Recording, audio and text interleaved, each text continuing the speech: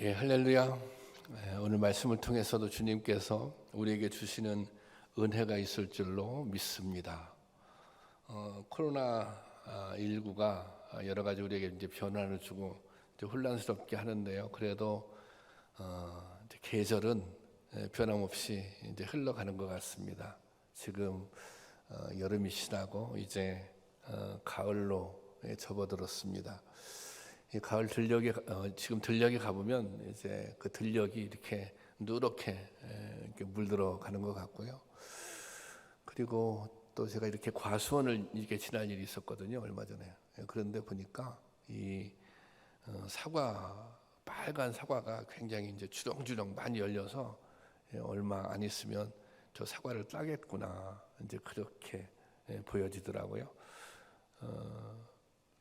이 계절은 지나가고 봄이 오면 또 여름이 오고 여름이 지나면 가을이 오고 그리고 또 변함없이 자연은 우리에게 열매를 주는 것이죠. 오늘 설교 제목이 열매를 기대하신 하나님인데요. 모든 생명체의 가장 큰 관심은 열매를 남기는 것입니다. 식물이 싹을 틔우고 꽃을 피우는 모든 과정은 씨앗을 남기기 위한 것입니다. 인생에도 무엇을 남길 것인가는 매우 중요합니다. 그 사람이 어떤 삶을 살았는가는 그가 남긴 열매를 보면 알 수 있기 때문입니다. 신앙생활에서도 열매는 매우 중요합니다. 우리가 신앙생활을 잘하면 반드시 열매가 맺혀지기 때문입니다. 신앙생활은 예수님의 가르침을 따라 사는 삶인데, 신앙생활이라고 하는 것은 하나님의 뜻을 쫓아 사는 삶인데, 그렇게 살다 보면 자연스럽게 열매들이 맺혀지는 것입니다. 본문에서 예수님께서는 하나님을 포도원 주인에 비유하고 있습니다. 포도원 주인이 갖는 가장 큰 소원은 수확을, 열매를 풍성하게 거두는 것입니다. 주님께서도 성도들을 통해서 많은 열매를 보고 싶어 하십니다.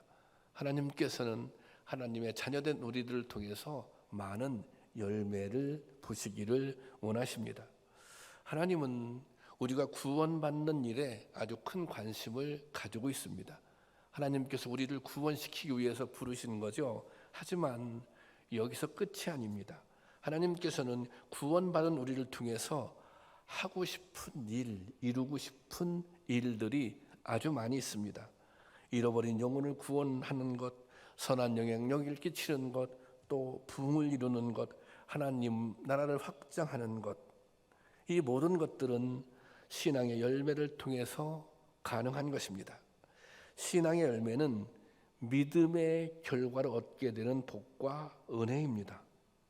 봉사와 수고로 이루는 보람과 성과입니다. 또 인격적인 변화와 성숙을 뜻하기도 합니다.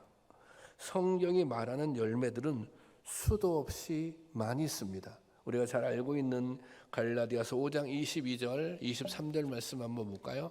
다 같이 보겠습니다. 시작.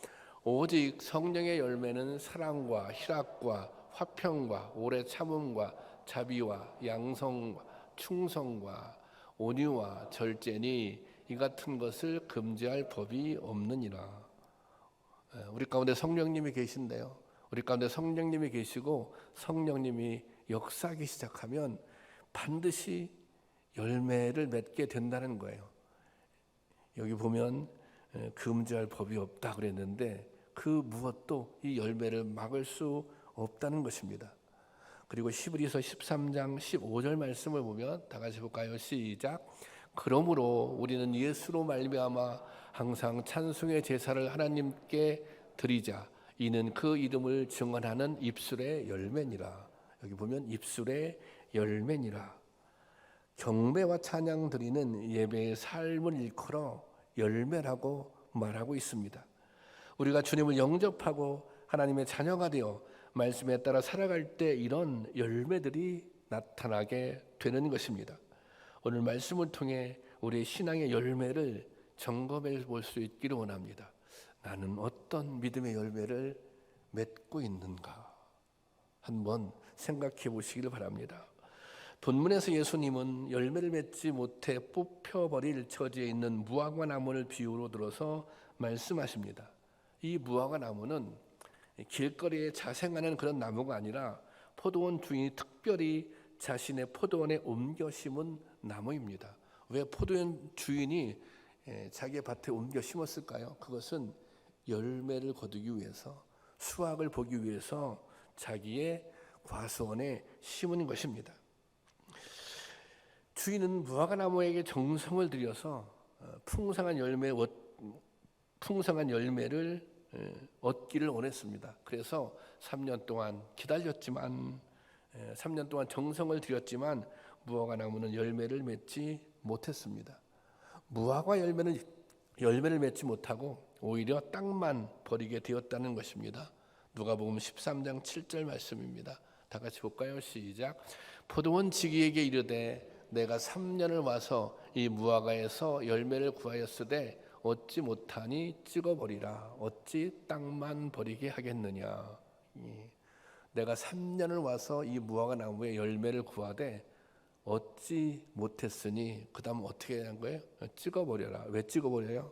땅만 버리게 한다는 것입니다. 이것은 열매가 얼마나 중요한지를 깨우쳐주는 말씀입니다. 이 말씀은 믿음의 열매가 없는 성도들을 향한 경고의 말씀입니다. 신앙생활은 열매가 있어도 되고 또 없어도 되는 그런 것이 아닙니다. 믿음에는 반드시 그 믿음의 결과로 열매가 맺혀져야 하는 것입니다. 우리의 신앙생활, 우리의 신앙은 열매를 통해 그 증거를 보여줄 수 있기 때문입니다. 그래서 주님께서 말씀하시잖아요. 마지막 때 열매가 없으면 심판을 받게 될 거라고.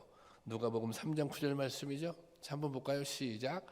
이미 도끼가 나무 뿌리에 놓여 있으니 좋은 열매를 맺지 아니하는 무화과 나무마다 찍어 불에 던지리라. 좋은 열매를 맺지 아니하는 나무마다 찍어 불에 던지리라. 여러분, 우리는 어떤 믿음의 열매를 맺고 있는지 살펴보아야 합니다. 여러분들은 어떤 믿음의 열매를 맺고 사십니까? 주님께 어떤 열매를 보여드릴 수 있겠습니까? 우리가 마지막 날 우리가 주님 앞에 선다면 주님 앞에 어떤 열매를 보여드릴 수 있겠습니까? 당장 찍힘을 당하게 된 무화과 나무를 위해 포도원 지기는 땅을 파고 거름을 주겠다며 1년만 유예해 줄 것을 간청합니다. 8절 말씀이죠. 다 같이 보겠습니다. 시작.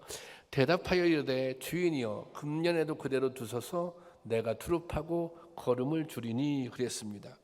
이 포도원 지기는 열매가 맺히지 않는 이유를 땅이 척박하고 굳어졌기 때문이라고 판단하는 것입니다. 땅에 문제가 있다고 생각한 거예요. 그래서 이 땅이라고 하는 땅은 좋은 열매를 맺기 위해 가장 중요한 조건입니다. 땅이 굳고 척박하면 결코 좋은 열매를 맺을 수 없습니다. 그러므로 땅을 갈아엎어 옥토를 만드는 작업이 필요한 것입니다. 성경에서 땅은 마음을 의미합니다.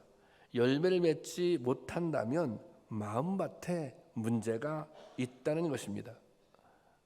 여러분, 언제 우리의 마음밭에 문제가 생깁니까? 상처를 받으면 마음밭이 망가집니다. 우리 가운데 분노와 불신이 마음에 진을 치고 있으면 열매 맺기가 어렵습니다. 영적으로 나태해져도 마음밭이 망가집니다. 마치 잡초가 우거진 밭과도 같습니다. 이러한 마음에는 어떤 씨앗이 뿌려져도 제대로 자라서 열매를 맺을 수 없는 것입니다. 호세 선지자가 이렇게 말하잖아요. 호세아서 10장 12절 말씀인데 다 같이 볼까요? 시작. 너희는 자기를 위하여 공의를 심고 인애를 거두라. 너희 묵은 땅을 기경하라. 지금이 곧 여호와를 찾을 때니 마침내 여호와께서 오사 공의를 빛처럼 너희에게 내리시리라. 여기 보세요. 너희 묵은 땅을 기경해라. 묵은 땅을 기경해야 열매를 거둘 수 있다는 것입니다. 묵은 땅을 기경해야 하나님의 공의를 경험할 수 있다는 것입니다. 여기에서 묵은 땅은 휴경지라는 의미가 담겨져 있어요.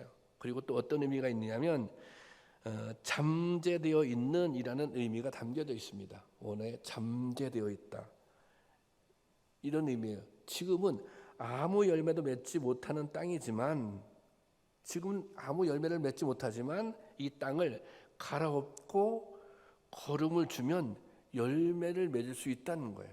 앞으로 열매를 맺을 수 있는 잠재력을 가지고 있는 땅이라는 것입니다. 우리가 현재 신앙생활에 열매가 없어도 앞으로 열매를 맺을 수 있는 충분한 잠재력을 가지고 있는 것입니다. 어떻게 하면?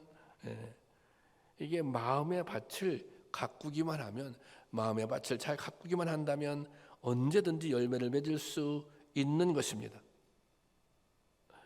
그러니 좋은 열매를 맺기 위해서는 마음의 밭을 가꾸어야 합니다.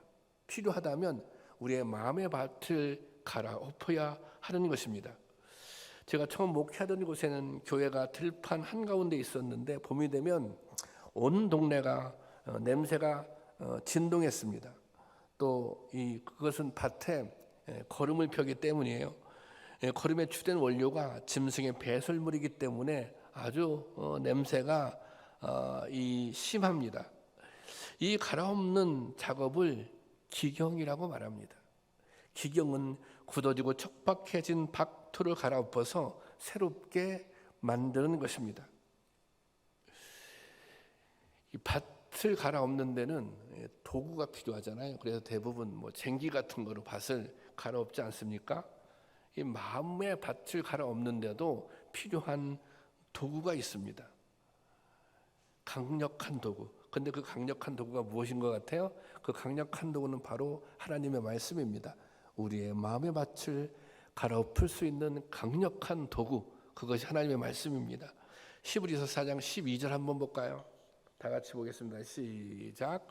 하나님의 말씀은 살아있고 활력이 있어 좌우의 날선 어떤 검보다 예리하여 혼과 영과 및 관절과 골수를 찔러 쪼개기까지 하며 또 마음의 생각과 뜻을 판단하나니. 여러분 아멘이십니까? 하나님의 말씀에는 그런 힘이 있다는 거예요. 그런 능력이 있다는 거예요. 마치 검과 같은, 그래서 이 혼과 영과 관절과 골수를 찔러 쪼갤 수 있는 그런 능력이, 그런 힘이 말씀 가운데 있다는 것입니다. 저는 이 말씀을 생각할 때, 묵상할 때 이제 수술 받는 그런 장면이 떠오르곤 해요. 왜 수술할 때 의사가 다 이 환부를 막 도려내잖아요. 도려내잖아요. 그 말씀은 우리가 가지고 있는 환부를 도려낼 수 있는 그런 능력이 있다는 것입니다. 말씀은 우리를 고치고 새롭게 할 수 있는 능력을 가지고 있다는 것입니다. 말씀을 통해서 우리의 마음의 밭을 갈아엎는 것입니다. 또 말씀 한 군데 볼게요. 에레미야 23장 19절 말씀 보겠습니다. 이건 제가 볼게요. 여호와의 말씀이니라. 보세요. 내 말이 불같지 아니하냐. 하나님의 말씀이 뭐예요? 불같아요. 또 바위를 쳐서 부스러뜨리는 방망이 같지 아니하냐. 하나님의 말씀이 불같아요. 우리가 이렇게 밭을 보면, 망가진 밭을 보면 잡초들이 많이 있잖아요. 그러니까 그 잡초들, 우리의 심청에 잡초들이 있다면 그것을 다 불살라버릴 수 있는 그런 힘이 말씀에 있는 거죠. 우리의 마음속에 굳어진 마음들이 있다면 그 굳어진 마음을 부서뜨릴 수 있는 방망이와 같은 힘이 말씀 가운데 있다는 것입니다. 여러분, 우리는 언제든지 얼마든지 좋은 열매를 맺을 수 있습니다. 중요한 것은 난 정말 좋은 열매를 맺고 싶어, 이런 마음, 이런 기대가 우리 가운데 있느냐 하는 것입니다. 왜냐하면 마음의 밭을 갈아엎는다고 하는 것은 누가 대신 해줄 수 있는 것이 아닙니다. 여러분의 마음의 밭은 여러분 자신이 갈아엎어야 하는 것입니다. 내가 하나님의 말씀으로 내 마음을 갈아엎어야 되는 거예요. 내가 기도하고 회개하면서 내 마음의 밭을 갈아엎어야 하는 것입니다. 내 스스로 우리 자신이 우리 스스로 우리의 마음의 밭을 기경해야, 우리의 마음의 밭을 옥토로 만들어야 그 다음에 열매를 기대할 수 있는 것입니다. 여러분, 열매는 누구한테 주어지는 것입니까? 끊임없이 자신의 마음의 밭을 기경하고 열매를 구하는 사람들에게 주어지는 것입니다. 그런 은혜가 우리 가운데 있기를 주님의 이름으로 축원합니다. 그리고 좋은 열매를 맺기 위해서 아주 중요한 거, 아주 필수적인 게 있는데, 그것은 가지가 나무에 붙어 있어야 한다는 것입니다. 사실 가지 스스로는 열매를 맺을 수 없습니다. 가지가 할 수 있는 일은 나무에 붙어 있는 것입니다. 가지는 사실 나무에 붙어 있기만 하면 되는 것입니다. 나머지는 나무가 다 알아서 하는 거예요. 흙에서부터 영양분과 수분을 끌어올려서 가지에게 공급해 주지 않습니까? 가지는 그것을 받아 먹기만 하면 되는 것입니다. 이제 그러면 시간이 지나면 잎이 나고 또 꽃이 피고 열매가 맺혀지는 거예요. 가지가 나무에 자연스럽게 붙어 있으면 열매가 맺혀지게 되는 것입니다. 여러분, 우리도 마찬가지입니다.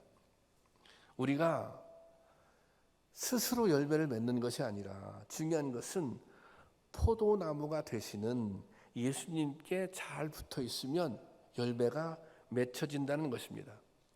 요한복음 15장 5절 한번 볼까요? 제가 보겠습니다. 여기 보세요. 나는 포도나무요, 너희는 가지리라. 예수님이 포도나무예요. 너희는 가지예요. 믿는 우리들은 가지예요. 그러니까 우리는 포도나무이신 예수님께 붙어 있기만 하면 뭐예요? 열매가 자연적으로 맺혀지는 거예요. 그런데 예수님께서는 그러면 이 포도나무에, 이 가지에 붙어 있다고 하는 것, 예수님, 포도나무인 예수님께 어떻게 붙어 있느냐? 그것을 여기 뭐예요? 내 안에 거하면 사람이 열매를 많이 만나니 그랬잖아요. 그러니까 이게 예수님께 붙어 있는 것, 그것을 다른 말로 표현하면 예수님 안에 거하는 것입니다. 그래서 요한복음 15장 4절에 한번 읽어보겠습니다. 시작. 내 안에 거하라. 나도 너희 안에 거하리라. 가지가 포도나무에 붙어 있지 아니하면 스스로 열매를 맺을 수 없음 같이 너희도 내 안에 있지 아니하면 그러하리라. 그렇게 말씀하시잖아요. 나 안에 붙어 있는 것, 그것은 내 안에 거하는 거야. 가지가 포도나무에 붙어 있지 아니하면 스스로 열매를 맺을 수 없음 같이 너희도 내 안에 있지 아니하면 열매를 맺을 수 없어. 그러나 너희가 내 안에 있기만 하면 너희는 열매를 맺을 수 있는 거야. 그렇게 말씀하고 있습니다. 여러분, 예수님 안에 거한다는 것은 무슨 뜻입니까? 그것은 예수님과 지속적인 관계를 유지하는 것을 의미합니다. 주님과 동행하는 삶을 의지합니다. 다른 말로 표현하자면 우리가 예수님의 영향력 아래 사는 것입니다.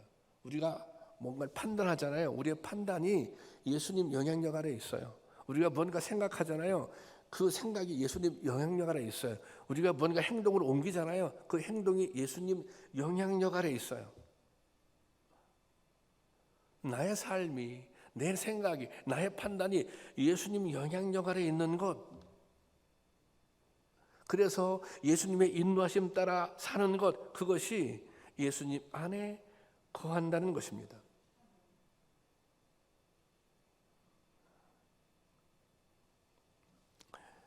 이 포도나무에 붙어 있는 가지는 어떤 열매를 맺게 될까요?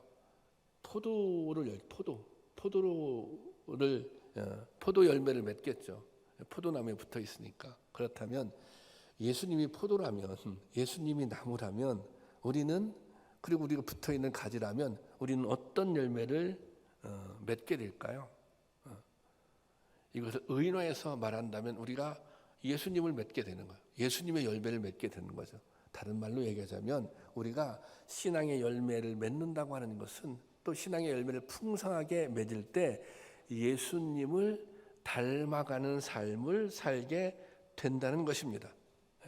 우리가 신앙의 열매를 맺어요. 또 맺어요. 또 맺어요. 풍성해져요. 그러면 자연스럽게 우리의 삶이, 우리의 성품이 예수님을 닮아간다는 것입니다. 여러분, 예수님을 오랫동안 믿어도 자식들 눈에 전혀 달라진 무엇이 보이지 않는 부모님들이 계십니다. 교회 집사가 되고 권사가 되어도 부부끼리 서로 존경할 만한 모습이 보이지 않는 분들도 있습니다. 이웃 사람들이 볼 때 교회를 다니는 사람인 줄은 알지만 예수 믿는 사람으로서 구별된 모습을 찾아보기 어렵습니다. 그렇다면 우리는 정말 열매가 없는 것입니다. 열매를 기대하고 있는 하나님을 실망시키는 것입니다. 이 말씀을 준비하면서 저도 그런 생각이 들더라고요. 그런 부끄러움이 있더라고요. 과연 내가 주님을 얼마만큼 닮았다고 말할 수 있지? 나의 인격이, 나의 품성이 얼마나 주님을 닮아가고 있다고 말할 수 있지? 나에게는 어떤 열매가 있는 거지? 그런 생각이 자꾸 들었어요. 우리의 충심을 꿰뚫어 보시는 하나님께서 우리의 인격과 삶을 보고 무엇라 말씀하시겠습니까? 오늘 우리의 모습을 보고 우리의 중심을 꿰뚫어 보시는 주님께서 너에게 어떤 열매가 있다고 그렇게 판단받을 수 있겠습니까? 오늘날 한국 교회는 잎만무성한 포도나무 같은 성도들이 너무 많은 것 같습니다. 겉으로 보기에는 화려한 것 같지만 가까이 보면 열매 하나 찾기 어려운 그런 허울 좋은 교인들이 있습니다. 우리 자신을 살펴보아야 합니다. 주님께서 나를 보실 때 과연 주님이 만족할 만한 열매가 무엇이 있는지 자신을 점검해 볼 수 있기를 바랍니다. 여러분, 우리가 주님께만 붙어 있다면 풍성한 열매를 맺을 수 있습니다. 그것이 우리의 가능성입니다. 주님은 모든 것을 가지고 있는 분입니다. 생명이 주님께 있어요. 능력이 주님께 있어요. 지혜가 주님께 있어요. 권세가 주님께 있어요. 그 주님께 붙어 있기만 한다면 우리는 승리할 수 있는 것입니다. 그 주님께 붙어 있기만 한다면 우리는 열매를 거둘 수 있는 것입니다. 그래서 우리가 노력해야 돼요. 어떤 노력? 주님께 붙어 있기 위해서는 노력해야 한다는 것입니다. 주님께서 말씀하시잖아요. 내 안에 거하라. 그것이 주님께 붙어 있는 거예요. 그런데 내 안에 거하라. 이것은 명령이에요. 이 본문이 있는 요한복음에서 계속해서 명령을 여러 차례 나와요. 내 안에 거하라. 계속해서 내 안에 거하라. 이게 이렇게 명령하고 있는 것은, 명령하시는 것은 저절로 되는 것이라면 무엇 때문에 명령하겠어요? 강조하는 것은, 명령하는 것은 저절로 되는 것이 아니라 우리가 그만큼 노력해야 한다는 것입니다. 필요하면 결심도 하고 또 필요하면 대가도 지불해야 된다는 것입니다. 말씀이 필요하다면 매일 하나님의 말씀을 읽고 묵상해야 합니다. 또 말씀대로 살기 위해 노력해야 합니다. 기도가 필요하면 기도하셔야 합니다. 아무리 피곤하고 힘들어도 기도하는 일을 멈춰서는 안 되는 것입니다. 주님 안에 거하는 것은 가만히 있어서는 불가능한 것입니다. 여러분, 우리가 예수님께 뿌리를 깊이 박고 있으면 놀라운 능력을 체험하며 살 수 있는 것입니다. 우리 고통의 문제에 대해 주님께서 해답을 주실 것입니다. 때에 따라 필요한 은혜를 주실 것입니다. 우리의 인격과 삶을 통해 아름다운 열매를 맺을 수도 있을 것입니다. 이런 은혜가 우리 가운데 임하기를 원합니다. 제가 코로나19를 지나면서 이런 생각이 들었어요. 최근에 이게 많은 변화가 있잖아요. 많은 변화가. 그런데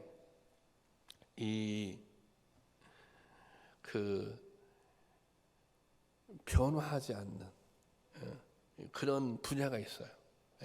뭐 코로나19가 와도 변화하지 않는 분야가 있는데 그게 뭐냐면 농사짓는 일입니다. 농사짓는 일. 저희 작은아버지 두 분이 시골에서 농사를 짓고 있는데요. 제가 얼마 전에 찾아가 배웠거든요. 그런데 그런 말씀 하시더라고요. 농사짓는 일은 코로나와 아무 상관이 없는 거예요. 그냥 코로나와 무관하게 아침에 새벽에 일찍 일어나서 들에 나가서 일하시고 뭐 봄 되면 씨 뿌리고 또 열심히 이렇게 일하시고 가을 되면 걷어들이고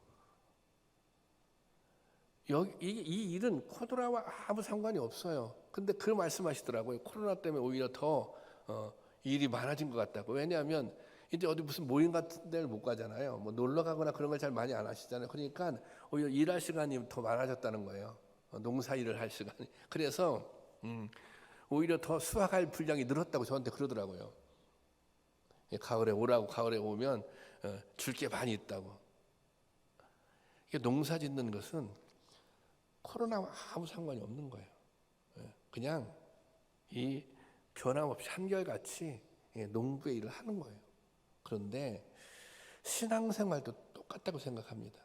신앙생활도 신앙생활이 코로나19와 상관이 없는 거예요. 우리는 그냥 하던 대로 계속 하면 되는 거예요. 예배 드리고 또 필요하면 기도하고 또 뭐 묵상하고 그렇지 않습니까? 이게 코로나19가 뭔가 신앙의 위기를 초래할 게 아무것도 없어요. 그냥 그대로 그냥 하던 대로 하면 되는 거예요. 하던 대로. 그래서 제가 그런 생각이 들었어요. 이 설교를 준비하면서 정말 우리에게 있어서 가장 중요한 열매는 무엇인가? 그것은 하던 대로 하는 거. 그냥 변함없는 마음으로 뭐 교회 다 와서 예배는 못 드린다고 할지라도 그냥 영상으로 예배 드릴 때 영상으로 예배 드리는 거죠. 뭐 교회 나와서 기도하지 못하더라도 기도할 순간에 기도하는 거예요. 하나님 말씀을 묵상하는 건 어느 곳에든지 할 수 있잖아요. 우리가 하던 대로 꾸준히 계속 하는 거, 그것이 저는 가장 강력한 신앙의 열매가 아닌가. 오늘날 이 시대에 하나님께서 가장 기뻐하시는 열매가 아닌가, 그런 생각이 들었습니다. 오늘 제가 이제 이 찬양을 하기를 원하는데요. 부르신 곳에서 아까 찬양을 했는데 찬양인데요. 그래요. 이게 부르신 곳에서 예배하죠. 어떤 상황에서도 예배를 드리죠. 그러면 그것이 정말 하나님이 기뻐하시는 가장 귀한 열매인 줄로 믿습니다. 그리고 또 이것이 우리의 마음밭을 기경하는, 마음밭을 가꾸는 가장 좋은 도구가 있다면 그것이 바로 예배인 줄로 믿습니다. 이 찬양하고 잠깐 기도하겠습니다.